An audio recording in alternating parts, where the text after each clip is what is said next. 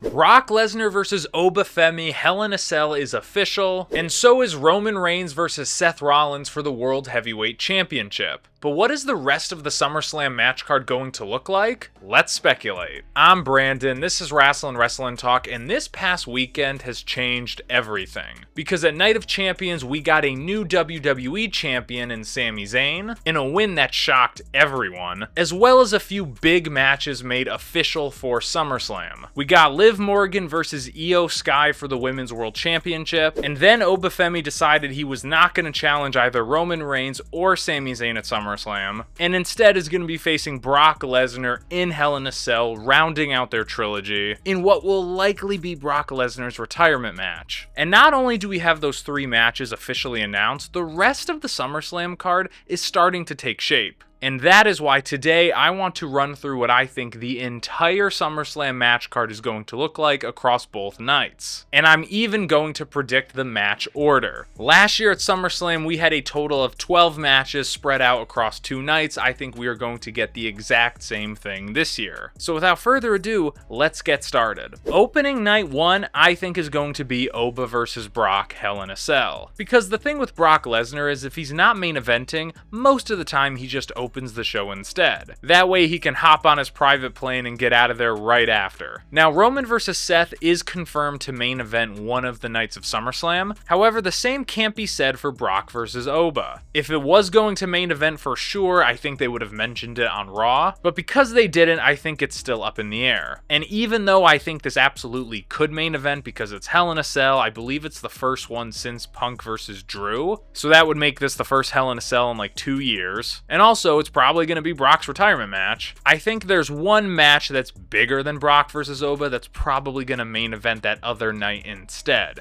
More on that later. But anyway, just like Punk versus Drew did at Bad Blood a few years ago, I think the Hell in a Cell match is going to open the show. I think it's going to open night 1, it's going to be absolutely brutal, but obviously Oba is going to win. And after that, I think Brock Lesnar retires for real. And I think the way to do that is after the match, Brock raises Oba's hand. Brock ends both the match and his career as a babyface, puts over the next generation in Obafemi, and then walks out. To me, I think that's what's going to happen. I think Brock retiring at SummerSlam has always been the plan. I don't see that changing. So I think his final match ever is going to be a Hell in a Cell. And I think it's going to open the show. Moving on to the second match of night 1, I think it's going to have something to do with Tiffany Stratton, who is also a Minnesota native. This is the one match of this video that I actually have 2 options for. Option 1 is Tiffany defending the US Championship, and option 2 is WWE simply putting Tiffany in a multi-person match instead. If Tiffany ends up defending the US title at SummerSlam, I think the perfect opponent for her is Blake Monroe. Blake Monroe finally debuted on SmackDown in the ring. She took out Julia. She's probably going to beat Julia sometime soon, and between now and SummerSlam, she can absolutely become the #1 contender for that title. And if WWE wants to showcase the US Championship in a big marquee singles match, I think Tiffany versus Blake is probably the best one to do. However, I actually think it's more likely that WWE does not have Tiffany defend that title one-on-one, because even though she defended the title against Jade Cargill at Night of Champions, keep in mind, that was just a replacement match. Before Rhea got injured, she was on the poster for Night of Champions instead of Tiffany Stratton. She was probably going to have a title match against whoever. And after Rhea's injury announcement, she was pulled from the show, and then Tiffany versus Jade was slotted in its place. So even though that happened, I still don't think WWE sees the Women's US Championship as something worthy of being defended on their second biggest show of the year. Which is why the match I think they're going to book instead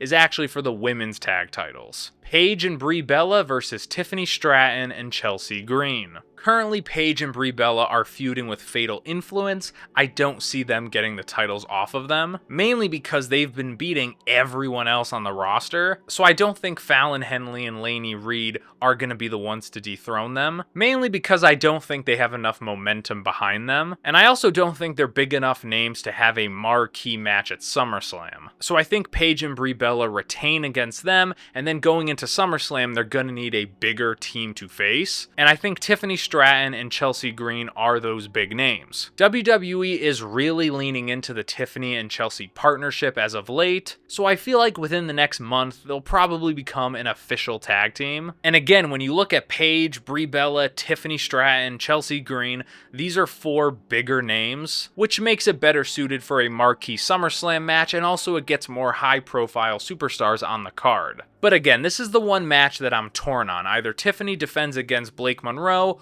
or she aligns with Chelsea Green and goes after the tag titles. Whatever the match ends up being, I feel like Tiffany is going to win. Moving on to the men's US title, I think this is where we're going to get Trick Williams versus Carmelo Hayes. I don't think it's going to be a triple threat with Ricky Saints. I feel like Trick Williams put that feud to bed at Night of Champions. I think at SummerSlam, we are just going to get Trick versus Melo one-on-one, but Lil Yachty is probably going to be there too. This is a PLE match that I think WWE has been building to ever since WrestleMania, and I think the final destination for it is at SummerSlam one-on-one, no Ricky Saints involved. I think the feud could be cool if they lean on the history between these two in NXT, but at the end of the day, I actually think Trick Williams is going to retain. I just think WWE sees more in him than they do Carmelo Hayes, and after he loses, I feel like Carmelo Hayes can start to show a darker side of his character. Given that Trick is basically a babyface, I feel like Carmelo turning heel is the best move for his career right now, and I think losing to Trick at SummerSlam is the perfect way to get there. Besides, after SummerSlam, I feel like there are a lot of bigger names Trick can face for the US Championship. One of them being Drew McIntyre whenever he returns. Because keep in mind, once Drew McIntyre returns, it's going to be a clean slate for his character. So might as well go after a title that he's never won and have a good feud with Trick Williams. Moving on to match number 4, this is something that WWE is actively setting up right now, and that is Gunther versus Nick Aldis. After Night of Champions, Gunther got all up in Nick Aldis' face, calling him washed up and a failure. Both of them got into a scuffle, and then on Raw, Michael Cole announced that Nick Aldis and Gunther were asked to leave the building and basically not return for a bit. So I think WWE must be watching my videos, because a month ago I made another video predicting the SummerSlam match card, and I also had Nick Aldis wrestling on the show, only then it was against Drew McIntyre, who according to reports isn't going to return anytime soon because he's filming more movies. So honestly, I actually think this match is a replacement for Drew versus Nick Aldis. Because keep in mind, after that Drew McIntyre versus Jacob Fatu feud, there was some unresolved tension between Drew and Nick Aldis. And if Drew McIntyre isn't going to return because he's filming other movies and shows, I feel like Gunther was just slotted in his place. But either way, I think Gunther versus Nick Aldis is going to be an absolute blast. I can't wait to see Nick Aldis return on an episode of SmackDown, take off his dress shirt, revealing those massive guns. And I honestly think the match is going to cook, but obviously Gunther is going to win. Moving on to the 5th match of night 1 in what is the co-main event, I think it's going to have something to do with Rhea Ripley. Now, as of recording, we don't know whether or not Rhea Ripley has to vacate her championship. I assume she won't need to because she's already been off TV for a few weeks. And if her injury was so bad that WWE didn't think she would make SummerSlam, she would have vacated it already. So because of that, I think Rhea Ripley will be at SummerSlam. I think whatever injury she's dealing with is minor. So now it just comes down to who is she gonna face, and I think it's gonna be JC Jane. Back when Fatal Influence debuted on SmackDown after WrestleMania, they were met with some of the loudest, most persistent boos I've heard in years. And soon after that, there were reports going around saying that WWE officials were really high on JC Jane. And because of that, they wanted to put her into a higher profile position. I feel like a world title match against Rhea Ripley at SummerSlam is just that. And to be honest, I don't know who else Rhea would face at SummerSlam. She's already beaten Jade Cargill a bunch and Nia Jax a few years back. She could face Lash Legend, although I don't know if WWE is actually going to do that. She could face Charlotte Flair, although I don't think that's going to happen. I have Charlotte doing something else. So by process of elimination, I think JC Jane is the best contender. Unless WWE wants to put Alexa Bliss into that slot instead, which given how they've booked her the past few years, I don't see that happening either. So I think it's Rhea versus JC and Rhea retains. And now we get to the main event of night 1 in what could also probably main event night 2 instead, and that is Roman Reigns versus Seth Rollins for the World Heavyweight Championship. Again, this could totally main event night 2, but I do think there's one match that's a bit bigger from a mainstream perspective that's probably going to main event night 2 instead. More on that in a bit. Seth Rollins said it on Raw, this is probably going to be the last time that these two ever face off in a one-on-one setting, and I also think this is where Roman Reigns is finally going to get a definitive,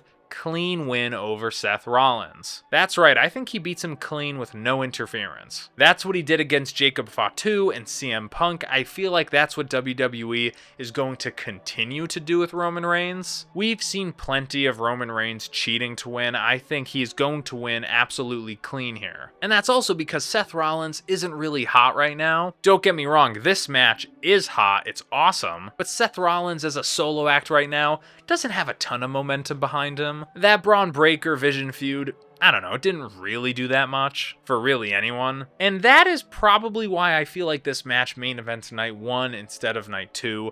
Because of Seth Rollins. Don't get me wrong, I would be pleasantly surprised if this match did main event night 2, but because Seth Rollins isn't quite as mainstream a star as Roman Reigns or the other two guys I'm going to mention later, I feel like that makes this more of a night 1 main event instead. But anyway, moving on to night 2, I think opening the show is going to be Liv Morgan versus Io Sky. The match is already confirmed and in my opinion is kind of predictable, in that I don't see Liv Morgan losing.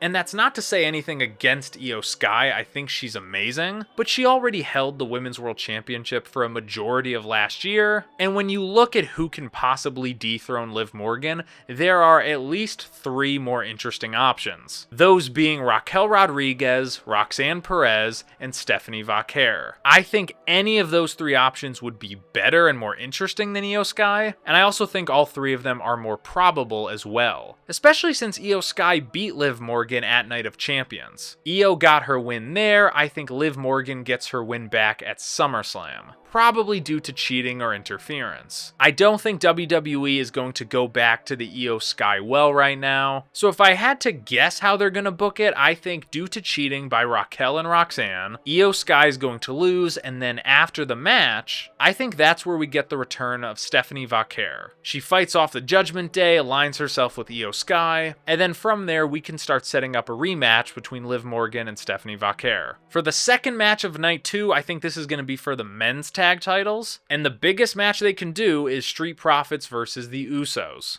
I'd throw the Vision in there, but WWE has kind of made it clear that the Vision is done for. So by process of elimination, the Usos are the biggest possible contenders on Raw. And besides, the Usos have been kinda showing a heel side as of late, mainly Jay. I'm not saying they're full on heels, but in this match, they'll probably take on the heel role. But I don't think they're going to win. I think LA Knight and maybe Solo Sikoa are going to interfere, costing the Usos the match, and then the Street Profits retain. Next up, I think we are going to get Charlotte Flair versus Jade Cargill. This is a dream match that we have been wanting to see ever since Jade Cargill signed with WWE, and honestly, we probably should have got it at WrestleMania this past year, but that doesn't matter because WWE is actively setting up this feud now. I think the match is going to happen at SummerSlam. I also don't think there's going to be any title on the line either. In terms of who I want to win, it's Charlotte Flair. I do genuinely find this match kind of unpredictable though, because I feel like B-Fab and Michin and Alexa Bliss are going to cancel each other out. And while you would think Charlotte would put over Jade Cargill here, keep in mind Jade Cargill has been losing a lot lately. She lost to Tiffany Stratton at Night of Champions, she lost to Rhea Ripley at Clash in Italy and WrestleMania. So it seems like Jade is currently in her era of putting other people over, and I feel like Charlotte Flair getting a big win over Jade Cargill at SummerSlam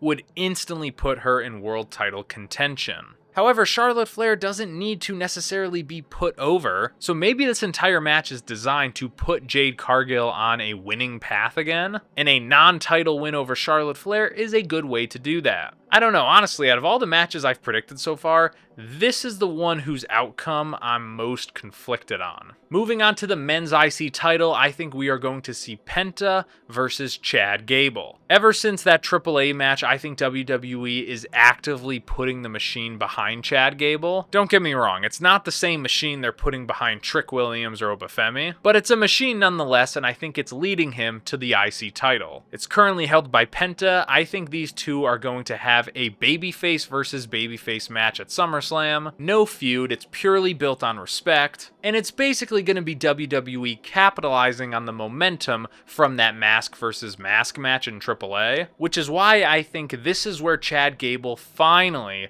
wins the IC title, and then afterwards him and Penta embrace and raise each other's hands. This is just going to be a wrestle match, and it's probably going to steal the entire show. I also think SummerSlam is probably where we're going to get Lyra Valkyria versus Bayley. Given how WWE's been booking these two lately, you'd think it would just happen on Raw or the Saturday night's main event in MSG. But keep in mind, their entire story kinda started at SummerSlam last year, when Bayley interfered in the match and accidentally cost Lyra the win and the IC title. From there, we got the Bayley split personality gimmick, which WWE completely forgot about. Then the two of them formed a tag team, but were never able to win the gold. And now that Lyra has gone heel and snapped on Bayley, I feel like SummerSlam is where you gotta do this match. Lyra can not only make up for her loss last year, but she can also make up for the fact that that match wasn't all that great. I think Lyra beats Bayley, and then that solidifies her new heel character. And finally, moving on to the main event of night 2. Keep in mind, this match could easily main event night 1 instead, but I have, for the WWE Championship,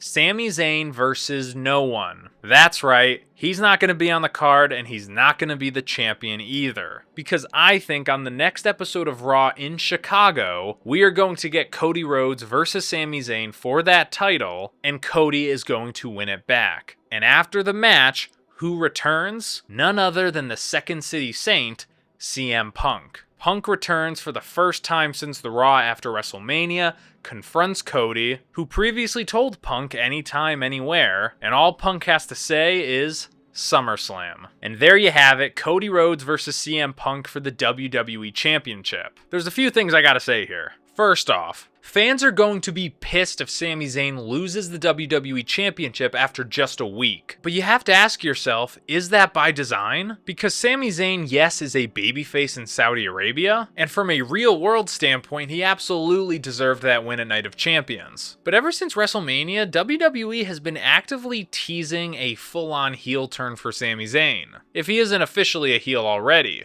But what better way is there to solidify a heel turn than for Sami Zayn to lose his world championship in a week? That would be the biggest possible slap in the face to Sami Zayn and all of his fans. And I think that's what WWE wants to do. Now, will this backfire? Probably, because a lot of fans are just going to feel sympathy for Sami Zayn losing the title after just a week. But at this point, it seems likely that we're going to get Cody versus Sami on the Raw in Chicago. Cody's going to win that title back, and then CM Punk is going to make his return and confront Cody, challenging him for that title at SummerSlam. And once that happens, you know Sami Zayn is going to get involved in that match. So honestly, I think Sami Zayn losing the title after a week would be really interesting and fun for his character. Just seeing him absolutely crash out over the fact that his title reign was taken from him, to me that makes for good TV. But what do you think? Is WWE actively hurting Sami Zayn if he loses that title before SummerSlam? And should they even be doing Punk versus Cody now, or should they hold that off for a later date? Whatever it is, let me know. As far as who wins, again, I think Sami is definitely going to get involved, so